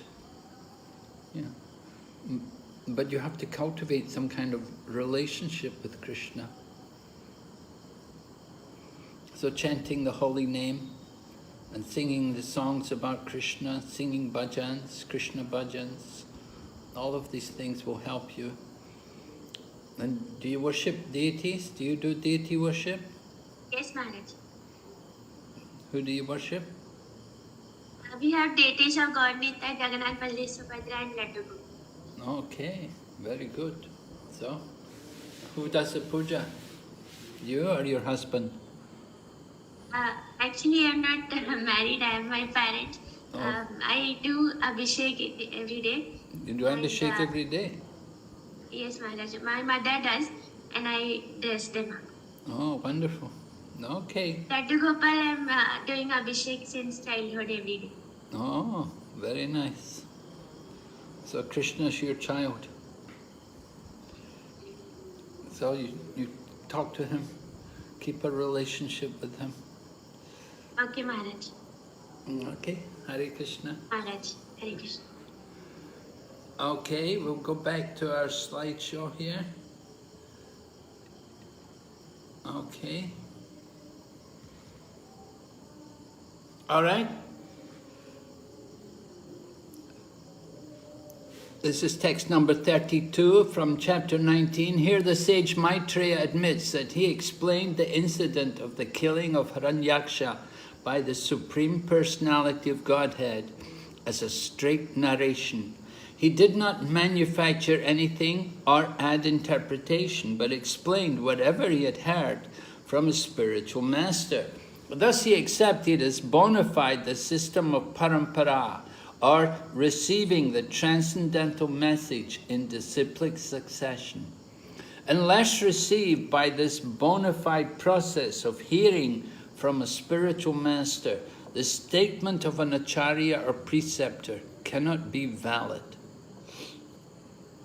All right, so Maitreya admits he's heard everything.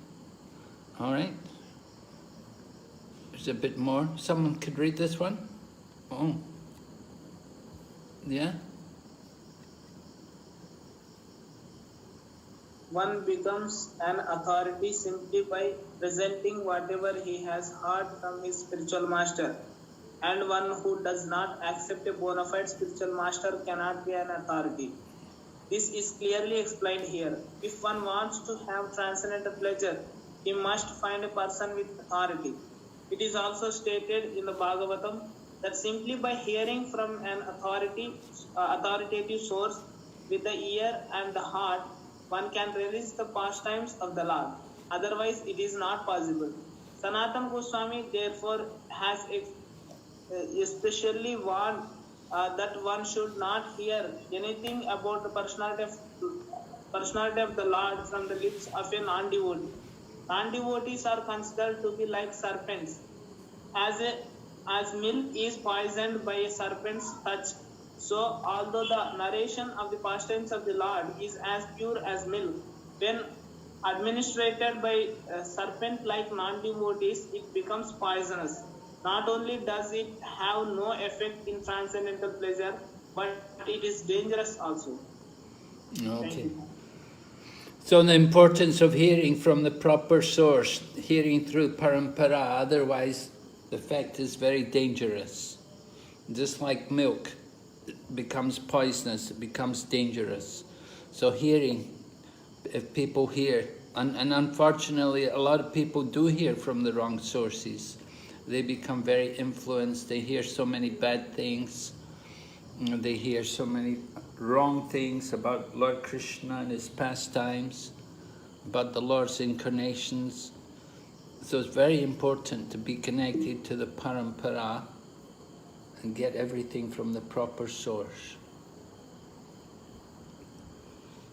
Text 36. What grateful soul is there who would not render his loving service to such a great master as the personality of Godhead?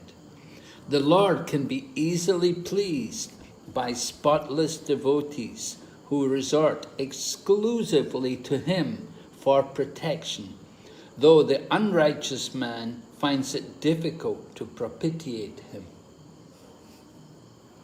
So the devotees, they take pleasure in glorifying the Lord. But these unrighteous people, they're just the opposite. They only want to hear their own glories. They like to hear about their own self. They glorify themselves. They don't like to hear about the Lord. They don't like to hear about devotees. They just want to hear their own glories. So this is the difference, the devotees and the demons. Yes, someone can read this one? Every living entity, especially persons in the human race, must feel grateful for the benedictions offered by the grace of the Supreme Lord. Anyone, therefore, with a simple heart of gratefulness must be Krishna consciousness and offer devotional service to the Lord. Those who are actually thieves and those do not recognize or acknowledge the benedictions offered to them by the Supreme Lord, and they cannot render him devotional service. Purport 3.19.86. So what kind of benedictions do we get from the Lord? If we're actually hearing and doing devotional service, what is the benedictions which the Lord is going to give us? We can come out from the fear, material fear. Come out from fear. We can give up fear. Fear, lamentation, hankerings. Okay. Or we can give up even material desires.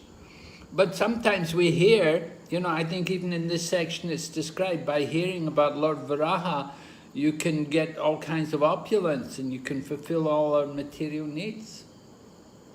And so, are these benedictions also offered to devotees? Yes, Maharaj. Yes? Can you explain the Lord's giving material benedictions to devotees? Yes, Maharaj. So we hear Srimad. Yeah? Go ahead. Yes, Maharaj. In the case of Dhruva Maharaj, although he was purified by seeing the Lord, but he had earlier had a desire to get a kingdom greater than that of his father, and the Lord gave him that kingdom. He gave him the Dhruva Loka. Also, Maharaj, in Krishna book, we hear the story of Sudama Brahmin, who actually didn't wanted all those opulences, but his wife had a desire, so the Lord fulfilled all those desires and gave him a very nice palace. Okay, so we can approach the Lord, we can study Srimad Bhagavatam, and we can fulfill all of our material desires. The purpose of studying Bhagavatam should not be for that purpose, but it's like a byproduct of bhakti. Yes, it's a byproduct of what's the real product then? Pure love for Krishna. Okay. And if Krishna gives us a lot of material benedictions also, what should we do? Should we accept them? We can accept and utilize in the service of Krishna. Okay, how are you going to do that? Krishna gives you a lot of money. What are you going to do?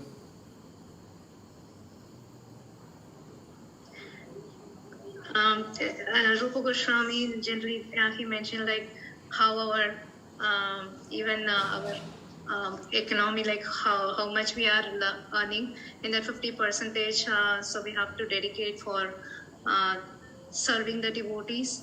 Well, that was when he retired. We have to do. Are you going to do that now before you even retire? Well, you still have a young family. Yeah, Maharaj. Now also like we can open. At least I'm not sure like how much depends on how Krishna is giving how much money. So if we have whatever the money that Krishna is going to give, so we can open a small preaching center and engage to bring many people as the devotees. And what if Krishna gives you many children? You have a lot of children to take care of, you know. How do you deal with that? Won't you get so attached to your children you have no time for preaching? No, Maharaj, actually for me, I would say like bringing children is also one of the duty of a Grahastha in a Krishna conscious way. And of course, like when we do the preaching, personally I can say like when I personally do the preaching, my son also hears, and he also sometimes he gives some points. Suppose when I miss some points in the class, so he also gives some points. So in that way, like they also get motivated. So it helps both ways. So they also become devotees. Yes, Maharaj. All of your children, they have no problem with Krishna consciousness. They're favorable. Yes, Maharaj. I have one child. He is about 11 years old. And he's a devotee. Yeah. He's chanting. He's trying to be a devotee. Yeah.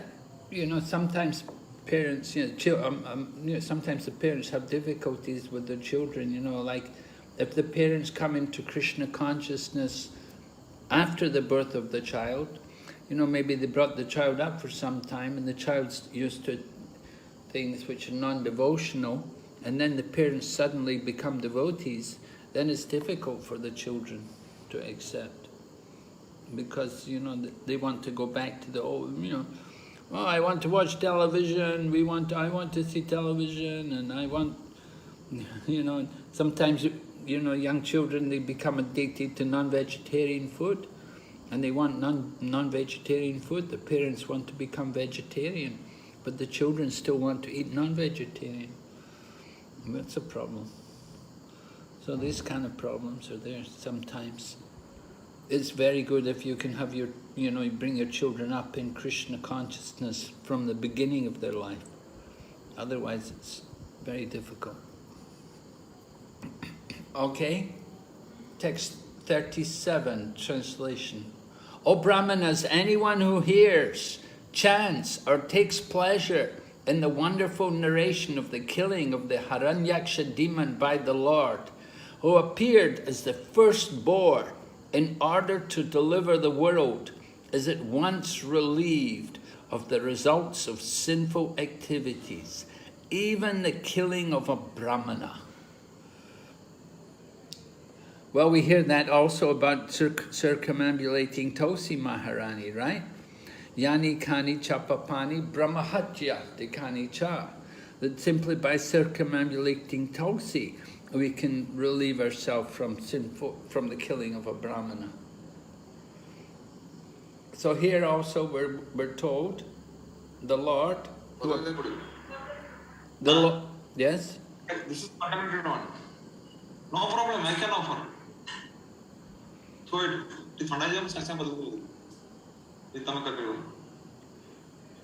So we're hearing the Lord Hiranyaksha appeared as the first boar, the original boar, right? Sukara, Adi Sukara, then Sukara Rupa, right? The boar incarnation. So he's the original boar, and he appears to deliver the world. And simply by hearing about these pastimes of the Lord, we can destroy all of our sinful activities. Of course, everything depends on the quality in which we do things. just like in hearing about this pastimes of the Lord, there's qualities in it. There's qualities in the chanting of the holy name. And similarly, there's qualities in how we hear, and how we chant, and how we take pleasure in this narration of the Hiranyaksha demon, killing the Hiranyaksha demon. So ideally, the quality should be there, the quality of devotion, pure devotion. It shouldn't be mixed devotion. If we're simply hearing about the glories of the Lord for the sake of getting rid of our sinful activities, then that's not very good. That's not the real purpose. But still, one would get purified, even if they do that. If you simply hear like that. Even though you have some material desires, you'll get benefit. All right, someone can read this one? Since the personality of God is in the absolute position, there is no difference between his pastimes and his personality. Anyone who hears about the pastimes of the Lord associates with the Lord directly, and one who associates directly with the Lord is certainly freed from all sinful activities, even to the extent of the killing of a Brahmana, which is considered the most sinful activity in the material world. One should be very eager to hear about the activities of the Lord from the bona fide source, the pure devotee. If one simply gives oral reception to the narration and accepts the glories of the Lord, then he is qualified. All right, so Srila Prabhupada explains to us the process of this purification. He explains that hearing about the pastimes of the Lord is not different from directly associating with the Lord. If we hear very carefully, we should hear with eagerness and submissively and attentively. And if we hear in the proper manner, then there's no difference between hearing about the Lord and directly associating with the Lord. And of course, if we associate directly with the Lord, then certainly we'll be freed from all of our sinful activities. We'll be purified.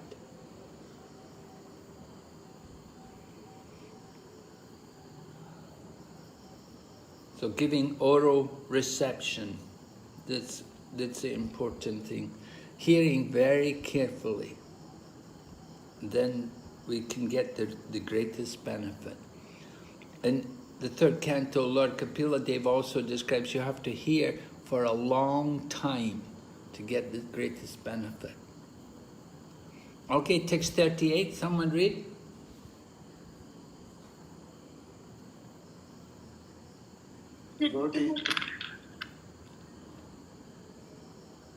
Yes, go ahead.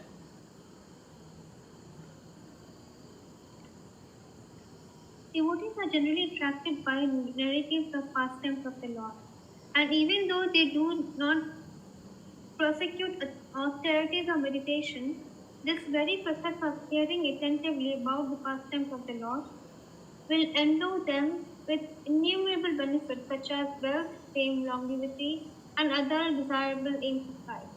If one continues to hear Srimad Bhagavatam, which is full of narratives of the pastimes of the Lord, at the end of the life, one is sure to be transferred to the eternal, transcendental abode of the Lord. Thus, hearers are benefited both ultimately and for as long as they are in the material world. This is the supreme, sublime result of engaging in devotional service. The beginning of devotional service is to spare some time to listen to Srimad Bhagavatam from the right source. Papa 3.9. All right. So, the benefits are given here, right? Longevity. Well, you want to live a long life, or fame. You want to be famous. I remember we had one lady actually. She came to stay she stayed with in the guest house in the temple, and she met one of the very prominent spiritual teachers in our society, and she begged him, please, please bless me that I can become famous. That was her desire. She actually spoke like that. Please bless me that I will be famous. She was an actress, and so she'd been in some Bollywood movies, and she begged him like that. Please bless me that I can become famous. So here we can see, of course, the teacher, he didn't tell her like that. He didn't tell her to read Srimad Bhagavatam. But if she'd done it, if she'd spent more time to hear about the glories of the Lord, she might have become more famous and achieved other desirable aims of life as well. There's so many things we want in life, People want, not only fame and money, long life, though those things are very important, but we like also position in society, and we want education. We should be successful in our education, and so many goals we have. So you can get everything from worship of Krishna. Right? The second canto Srimad Bhagavatam says, who knows the verse? That Krishna can fulfill all your material desires. What's the verse? Yes? Yes, right, good, yes. So simply worship Krishna and you'll get all your desires. So here it's saying that through the process of attentively hearing the pastimes of the Lord, you can get it. But a devotee will not aspire for these things. That is the point. Even though the devotee may be given these things, he doesn't desire them. Just like, as you said, Sudama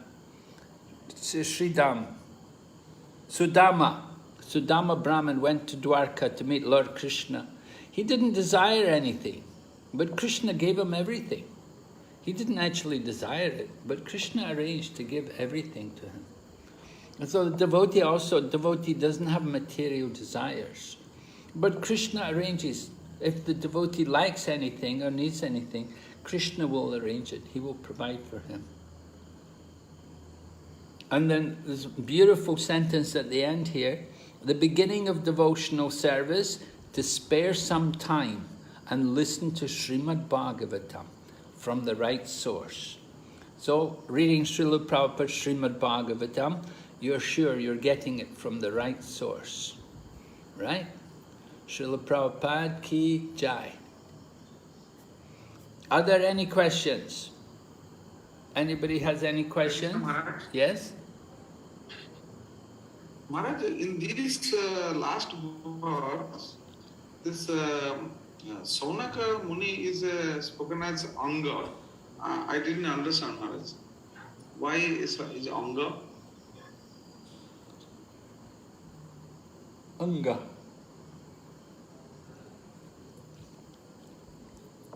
That's in, where is it? In the...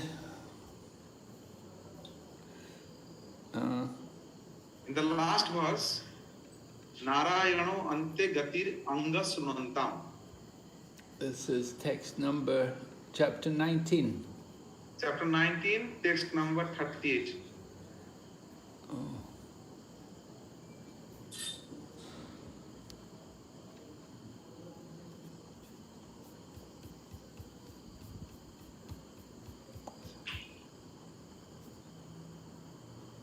Okay, yeah. Mm-hmm. Maharaj, last verse. Okay, 38. Anga, huh?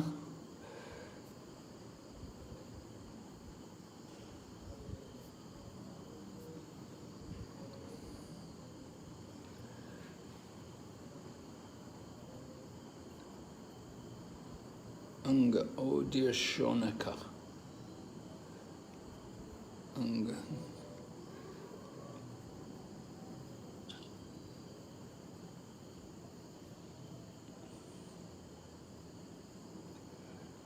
Maharaj, can I say something in this part? Anga. Anga means like limb, right? Part.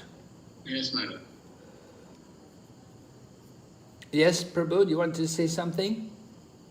Yes, Maharaj, I wanted to say the same thing as what you said. It is out of law that he addressed Sonaga as Anga. In various contexts, we see that this Anga word is used. So, out of love of that person, he speaks, addresses him as Anga. Out of love for that person. Yes. Anga, Anga meaning a part of the Lord, is it? Part of the body. Body is Anga. Part of the body. Yeah. Which body are we talking about? He's a part of the Lord's body, or part of the body of the nine? Our body. Just like our body, that Sanskrit word is called Anga. In Odia language also it is called Anga. Anga means our body limbs. They are called Anga. So when we out of love we address as Anga. In several places we see this word is used, Anga. It's simply indicating a loving relationship, is it? Yes, Maharaj. Okay, Prabhu. Thank you. Yes. So in Oriya language they have that custom also, is it? This meaning of this Anga is in Odia is a part of our body, limb. In Odia, this is also Odia. Sanskrit is this is also Sanskrit word, and the meaning is that part of our body, Anga. Okay, thank you, Prabhu. Yes? Yes, Maharaji?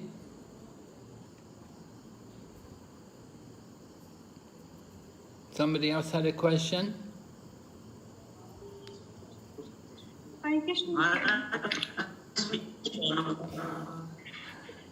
Wait, Mataji's first. Mataji was going to ask something. Let Mataji come first here. I think some other Mataji asked before me. Oh, really? Yeah. Pura Mataji, you can ask question. My question was actually in the 17th chapter, it said how Hiranyaksha approached Varuna, and then he told Varuna for fight, and Varuna told to go to Supreme Personality of Godhead, Varaha. So Varaha, they appeared before this Hiranyaksha. Hiranyaksha was searching, and he went right through. He was searching for years, it says, and he was searching in the bottom, and eventually he came to Varuna, and he found the kingdom of Varuna, who is the god of the water. And so he challenged him to fight at that time. So like how Varuna he told to go to Supreme Personality of Godhead. So, yeah, he told him Lord Vishnu, yeah. In the proper, like in the translation, it is written Supreme Personality of Godhead as Varaha. Okay. So means Varaha Dev was appeared before the Hiranyaksha, or he. Well, Lord Varaha is an eternal form. He resides eternally in the spiritual world. Okay. And he came from, and describes after he killed the demon Hiranyaksha, then he returned to his own abode in the spiritual world. But like Hiranyaksha cannot go to spiritual world to approach Lord Varaha. So he came before the Hiranyaksha started his sinful activities. Like I do not understand the. Well, it was mentioned there are two Varahas at different times in different millenniums, right? Different colors, and one Varaha came to pick up the earth from the bottom of the universe, and then the other Varaha came to fight with Hiranyaksha. Okay. So Varuna knew that Varaha will be coming to kill Hiranyaksha. Yeah, Varuna, because he's a demigod, he's a very prominent demigod, so he knows the leelas of the Lord, and he knew that in the future. Did it actually mention Lord Varaha? It actually said Varaha? Or does it just, the text I read just said Lord Vishnu. So in the 17th chapter, 31st verse, And in the 18th chapter, like verse 2nd. It mentions Lord Varaha. 17th chapter. But is that where the actual, where Varuna was speaking? Yeah, Varuna started to speak in the last verse of the, I think, yeah.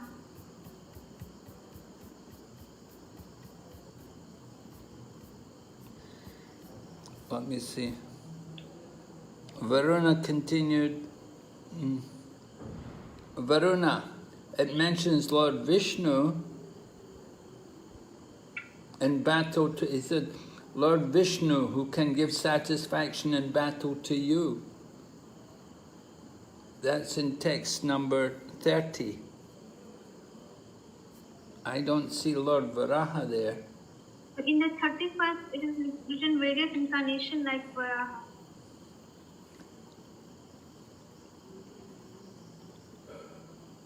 What, in the word-for-word meaning? In the translation. Oh, he assumes his various incarnations, like Varaha. Yeah, well, there's no mention of Varaha there in the word-for-word meaning, but Prabhupada's added that to help us understand. In the purport. Well, in the purport, that's not the text. Yeah.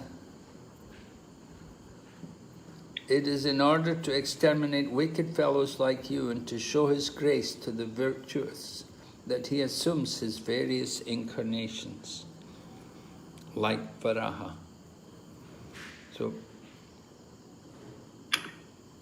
for the extermination, he assumes virtuous to show his grace with the desire. Wicked persons.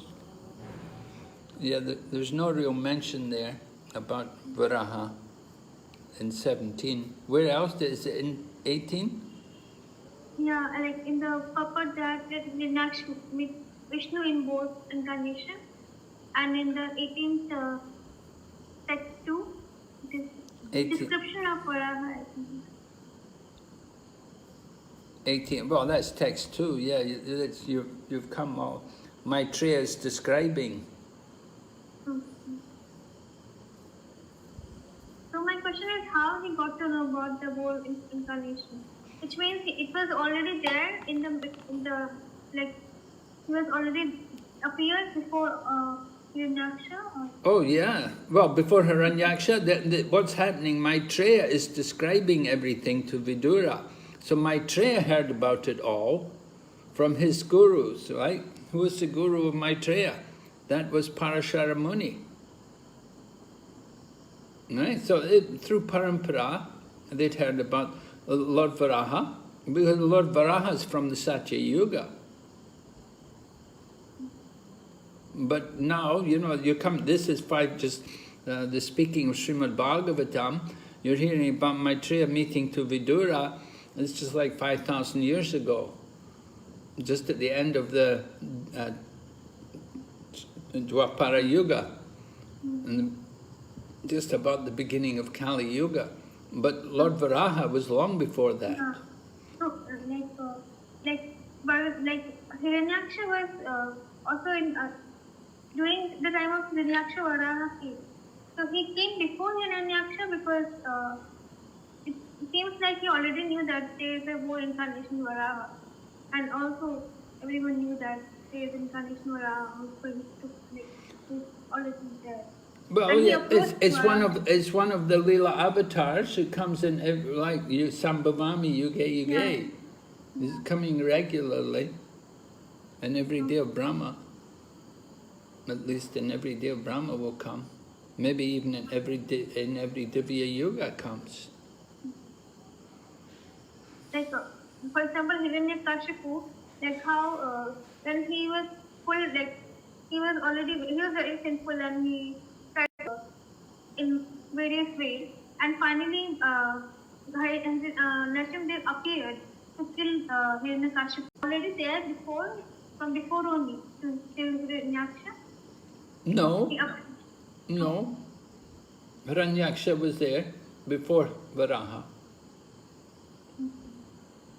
trying to fight with people and so on. And he was, so maybe he was also responsible for the earth digging up different places, responsible for the earth planet to fall into the bottom of the Garbhodak ocean.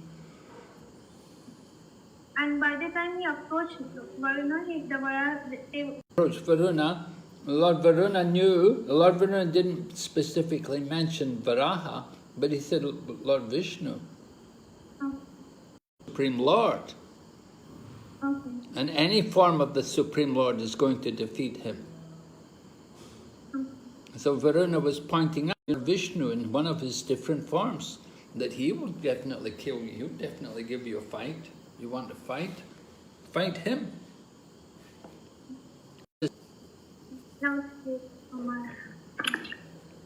Okay. Yes? Anybody else has questions? Maharaj, now you just told that that's two Varahadev, one Varahadev to rescue the earth,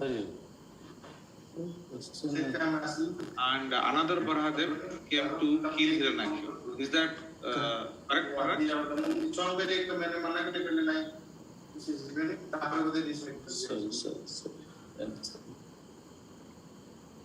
Maharaj, my question is clear? Yes, there are two Varahas. So, if we consider that two Varahadev, then Maharaj, chapter 18, text 8. So, it is mentioned that the Lord kept the earth floating within his sight. Something Maharaj translation. Yes, but it was pointed out. It was pointed out earlier when we discussed about this that Vyasadeva combined the two incarnations. He amalgamated the two Varahas into one for the sake of his narration here. But in other places, that indicates that there are two Varahas. So this is just something unique to Srimad Bhagavatam, that Srila Vyasadeva somehow is, for the sake of convenience in his description, he combined the two Varahas into one. Maharaj, I understood before also the same thing, but the text itself saying that when the enemies are looking. So my question is that when Lord rescued the earth, that time the same Varahadev didn't fight with Hiranyaksha. So then who was the enemy there? Who were looking at? Well, the enemy stood looking on. Brahma, the creator of the universe, extolled the Lord, and the other demigods rained flowers on him. When the enemy stood looking on, in other words, Hiranyaksha was looking on. But it's not contradicting, Maharaj, because Hiranyaksha, for Hiranyaksha killing Hiranyaksha, another Varahadev. So here in this Varahadev who rescued the earth, that time, if Hiranyaksha was not there, then who was the enemy? Oh, Hiranyaksha could have been there. I mean, this is how it's described here in this chapter. It's described like that. In Srimad Bhagavatam, he doesn't mention there are two Varahas. It's only in the purports Prabhupada mentions there are two Varahas. In the purport it was mentioned, if you look back. But it's not mentioned in any of the actual texts of the Bhagavatam. But when you go through other Puranas and different scriptural evidence, we find that there are two Varahas. And Jiva Goswami, he describes that Vyasadeva must have combined the two Varahas together and described them in this way. And that's what's happened here. So the Lord has described that the Hiranyaksha is looking on when Lord Varaha is picking up the earth. Okay, Maharaj. Thank you, Maharaj.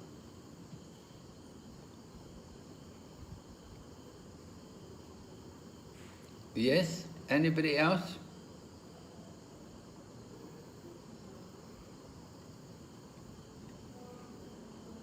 No, if there are no more questions.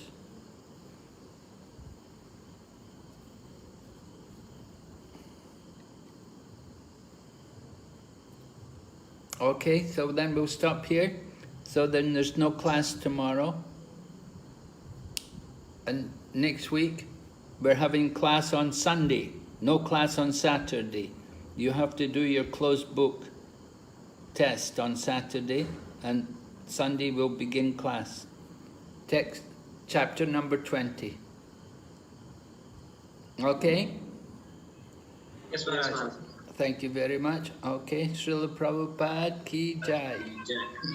Gaur Bhakta Vrinda ki jai.